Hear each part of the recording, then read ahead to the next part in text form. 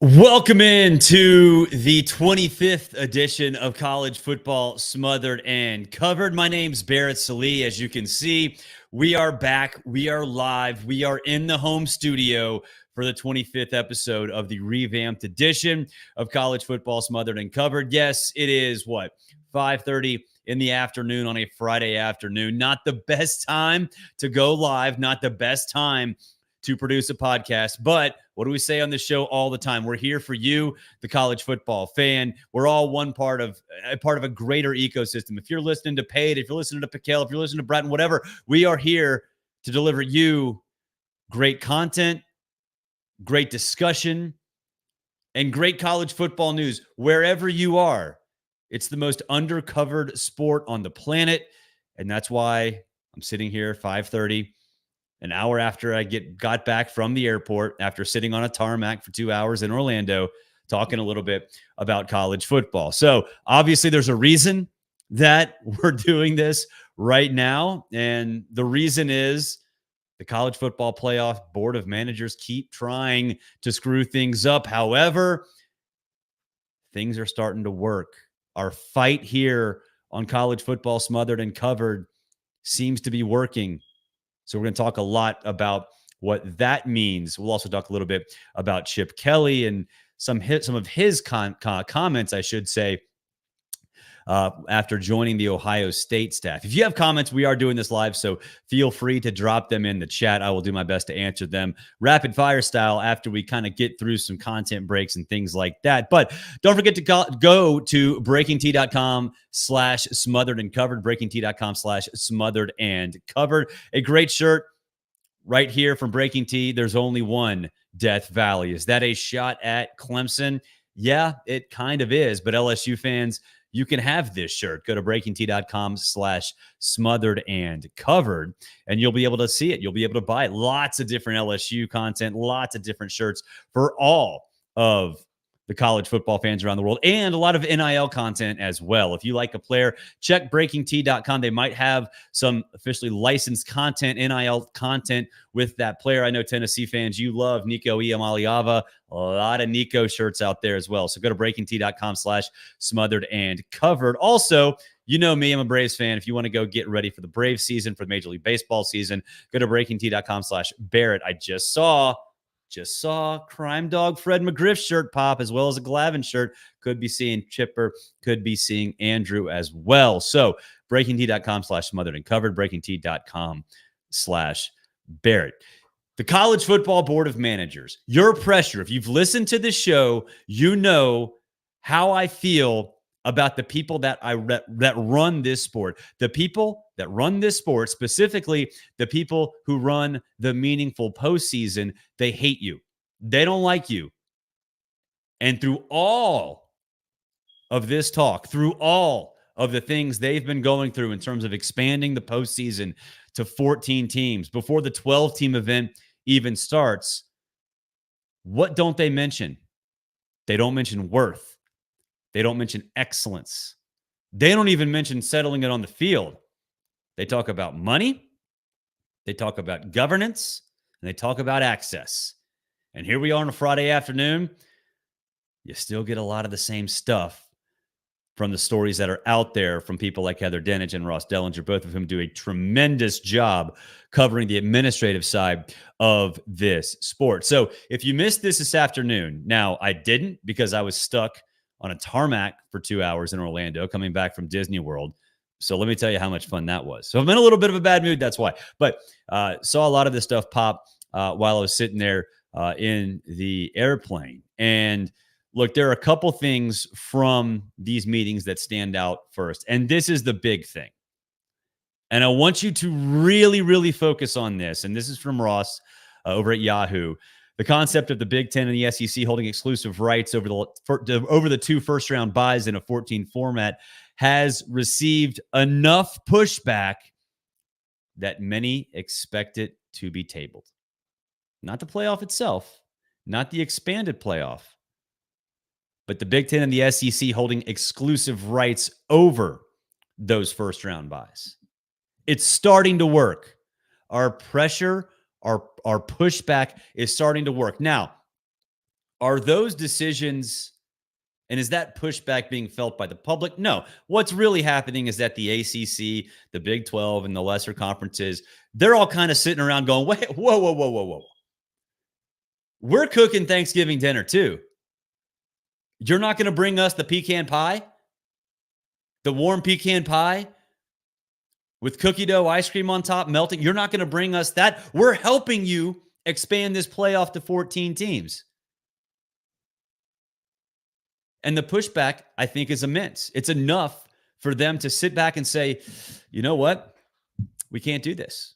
We can't cook this Thanksgiving dinner the way that we want to cook this dinner. So where's that pushback coming from?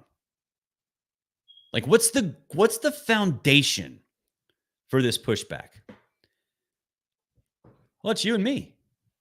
Not to say that we control this discussion, but when you look at the ACC and when you look at the Big 12, and they already know that they're getting shortchanged in terms of access and, as we will see, revenue as well.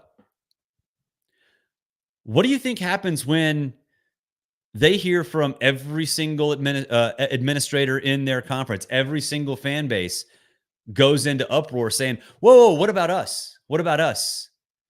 This revenue thing is stupid. So why are we getting the short end of the stick if we, at least in the past, have had the same amount of power? Well, that's going to help. That's going to help. If you're Brett Yormark and suddenly,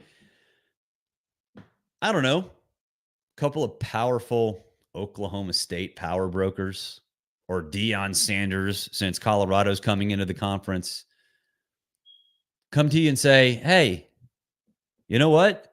Like, this isn't fair. This isn't, I know college football isn't fair. Nothing in life is fair, but this is pretty ridiculous that we did all we can to revamp our conference and you're not doing your job. You're trying to salvage anything, and you're going to basically willingly admit and suck it up to say, hey, you know what? We're not one of the big two. There is no Power Four. That's not something that should be overlooked. I mean, look, those coaches, those boosters, they all understand how messed up this situation is. Hell, even the boosters in the SEC, even the boosters in the Big Ten have to recognize how messed up this situation is. Hell, they're telling you. Tony Petitti and Greg Sankey are telling you because they're admitting and they're saying, flat out saying, that they bring more money in. They are screwing college football up. Greg Sankey and Tony Petitti, and I've said this numerous times, I had all the hope in the world that Greg Sankey and Tony Petitti were going to do right by college football, that they were going to serve as the de facto czars. Sure, it's not one, but two, whatever. And then they do this crap. They convince conference commissioners, the CFP board of managers, administrators through all of the conferences outside of the SEC and Big Ten that they're better than them. You know what? The SEC isn't. The Big Ten isn't. Yeah, sure. They've got some better football teams now. Great. That's fine. Does that make it, does that mean that they deserve more of a shot because historically they've been better? No, I don't care what happened in 2023, 2022, 2018, whatever. In this day and age, any team can build itself into a power. Now, the problem is all the money has flown in those directions. And granted, again, getting back to what we've talked about for a long time, it is money. Now, that's their job to remain financially solvent. I get that. But those of you who have wanted expansion to settle it on the field, you see what's happening now. There are two chefs in a kitchen trying to cook Thanksgiving dinner for 130 others. And they're basically telling them what's going to be on that dish and how much of a size they're going to get. You're talking about 2 conference commissioners telling the entire FBS world what's going to be on that plate. They don't even get to go to the buffet. Some of them might not even see the pecan pie for dessert. Again, this is what you asked for. It's a slippery slope. They're not talking about settling it on the field. They're talking about revenue, governance, and access. And none of those 3 things has anything to do with a champion, with settling it on the field, because they don't care. They just don't care. And it's sad because I thought differently of the Big Ten and the SEC. I thought differently of Tony Petitti and Greg Sankey, and I was wrong. Check this one out. Perfect example. CFP headed for a revenue model that draws a formal line between the Power 2 and Other 2 with a $300 million gap. $300 million. But this is the kicker. Would the Power 2 really leave if they say no? And that's the question we have to sort of ask next. Would the SEC and Big Ten leave? Now, I was burned by Petitti and I was burned by Sankey about a month and a half ago. So, look, I might be burned again. Fully admit, I might be burned again. The Big Ten and the SEC will not leave. The Big Ten and the SEC will not break away. It's a leverage play. It's all it is. It's a leverage play. You ask for what you really, really, really want in a perfect world, and you settle for what you can get. And that's all the SEC and Big Ten are doing. Now, there's been enough pushback from everybody else talking about the other 8 commissioners. Well, if you count the Pac-2, there's been enough pushback from them. Could have been generated from this show, could have been generated from their own fan bases or whatever. There is pushback.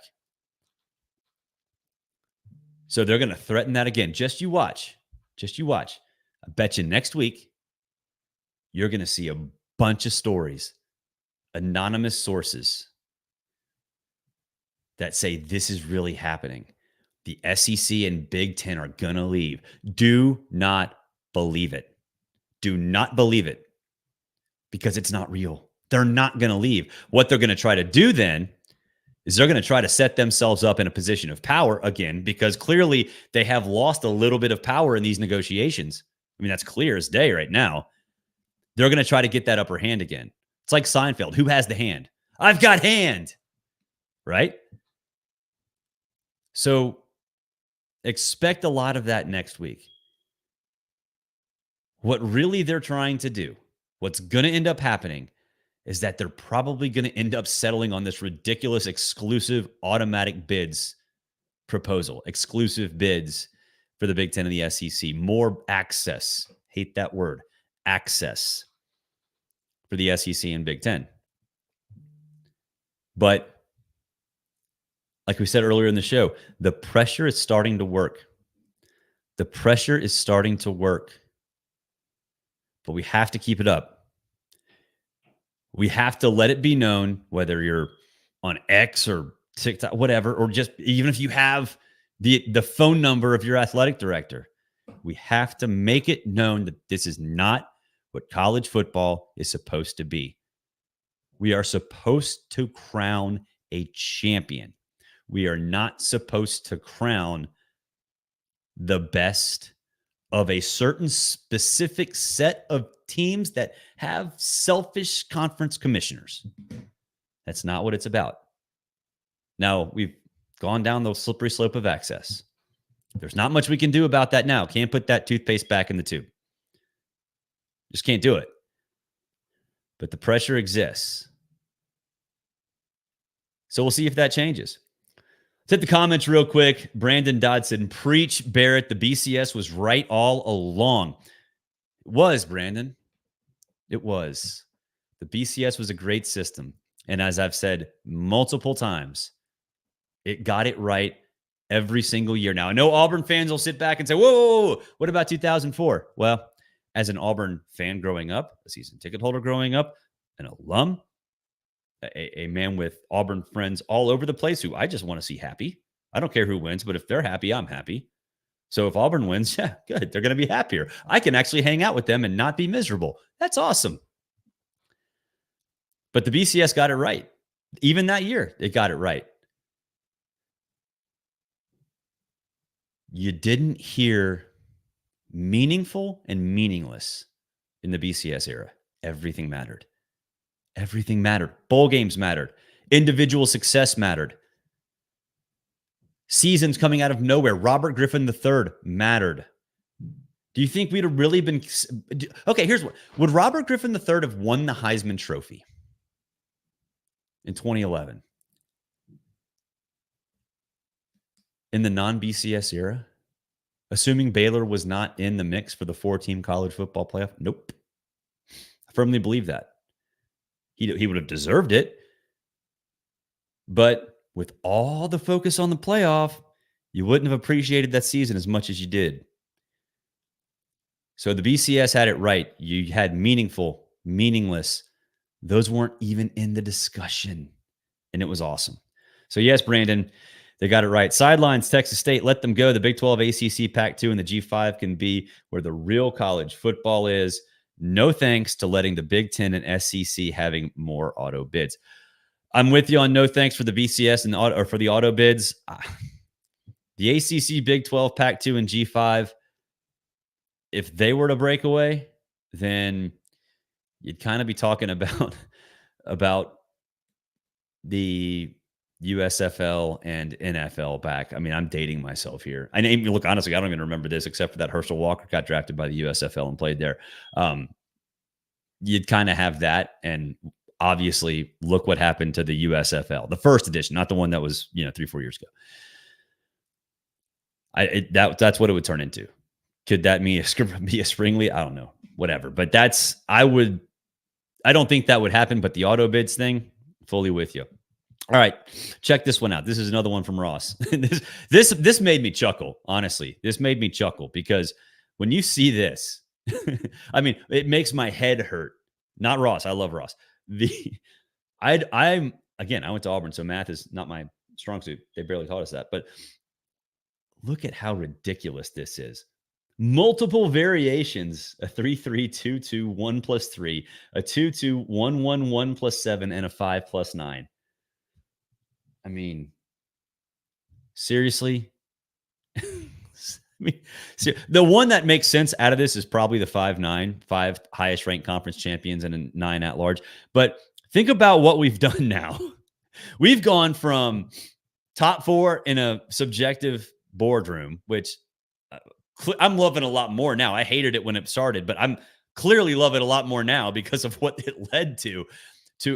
We're then into a 6-6 12-teamer, or now what turned into a 5-7 12-teamer because of the demise of the Pac-12.